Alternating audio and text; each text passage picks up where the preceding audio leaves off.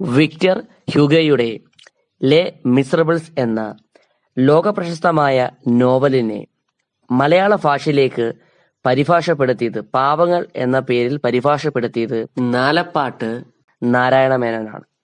ഈ ഒരു കഥയിലെ പ്രധാന കഥാപാത്രം ദരിദ്ര കുടുംബത്തിലെ ഒരംഗമായ രാങ്വാൽ രാങ് ആണ്. അദ്ദേഹം ഒരു മരം വെട്ടുകാരനാണ്.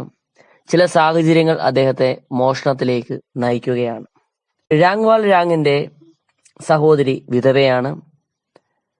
സഹോദരിയുടെയും മക്കളുടെയും പട്ടിണി മാറ്റുന്നതിന് വേണ്ടി ബേക്കറിൽ നിന്നും അയാൾ ഒരു റൊട്ടി മോഷ്ടിക്കുകയും ആ ഒരു കുറ്റത്തിന് 5 വർഷം ശിക്ഷിക്കപ്പെട്ട രാങ്വാൽ രാങ് 3 തവണ ജയിൽ ചാടുകയും ചെയ്തു.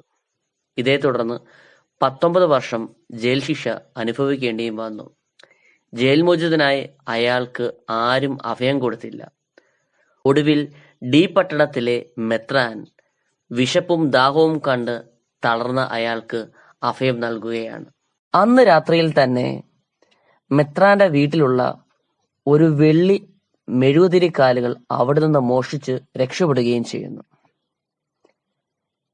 എന്നാൽ അദ്ദേഹത്തെ അതിരാവിലെ തന്നെ പോലീസ് പിടികൂടുകയും മോഷണം മുതലായ മെഴുകുതിരിക്കാലുകൾ മെത്രാന്റെ വീട്ടിലെത്തിക്കുകയും ചെയ്തു.